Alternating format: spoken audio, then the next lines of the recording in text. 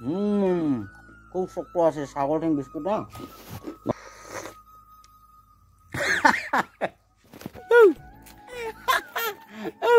Hello' বন্ধুসকল welcome back to my YouTube channel দিনন দিয়া ব্লগ। আজি মানে বন্ধুসকল চোতালতে লগাই দিলো জুই।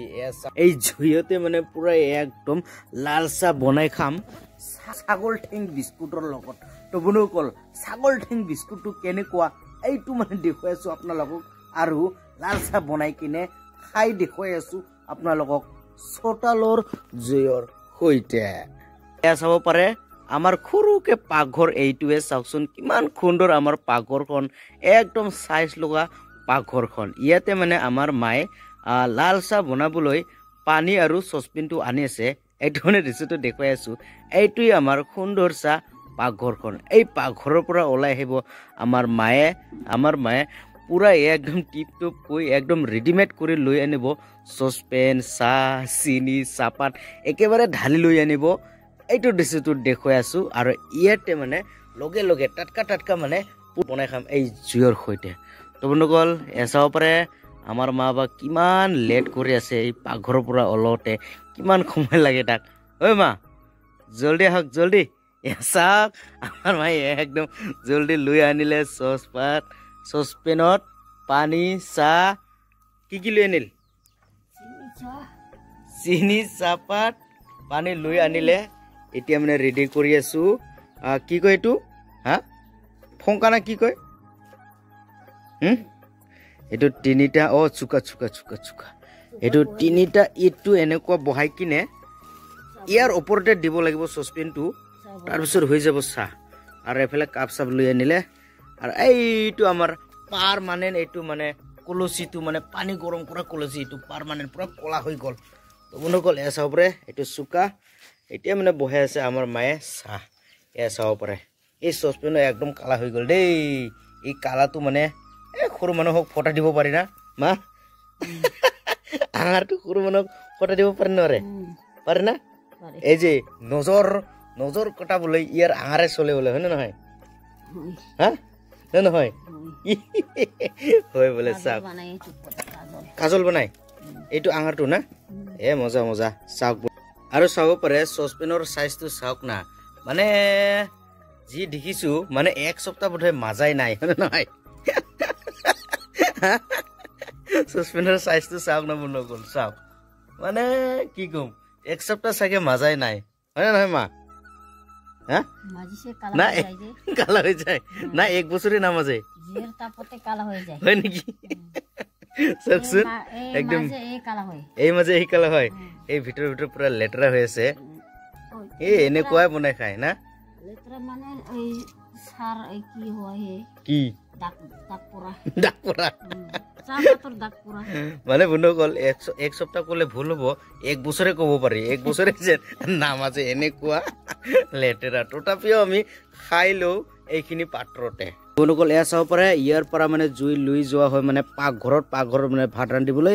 ভাত খোৱাৰ আগত চাহটো খাব লাগিব না, সেইকাৰণে চাহটো মানে হৈ গ'ল। চাওকচোন গৰম আছে দেই, চাহটো গৰম আছে, লাল চাহটো হৈ গ'ল।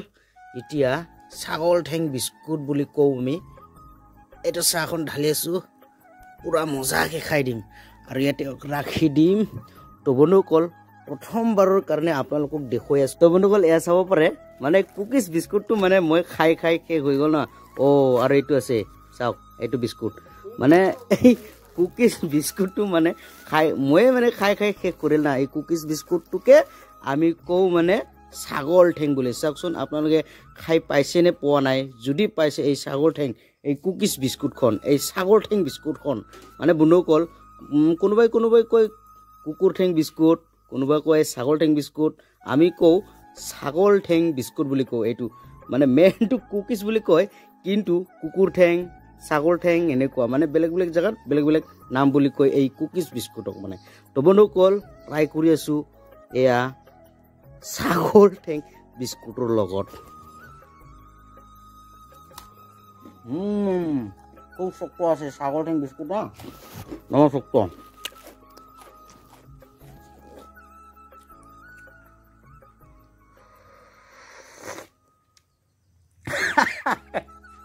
গৰম আছে বন্ধুসকল।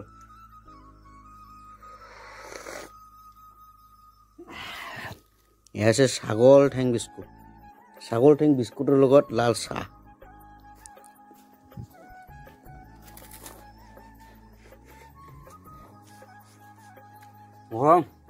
কল কুকিজৰ লগত মানে অৰ্থাৎ ছাগল ঠেং বিস্কুটৰ লগত চাহ ঠাহ খাই কিনে ওলাই আহিলো ফুৰিবলৈ এয়া চাব পাৰে আমাৰ গাঁওখনৰ ৰাস্তাখনত এনেকুৱা খেৰ চেৰ দেখিবলৈ পাব এই জুই জ্বলাইছে অকণমান জুই পোৱাব যাম বাৰু গ'ল ৰাস্তাত জুই জ্বলি থকা মানে দেখিছোঁ না সেইকাৰণে মানে অকণমান জুই টাপাবলৈ মানে ৰখি দিলোঁ আৰু এইফালে নানীহঁতে আহিছে মানে মামাৰ বেটি এই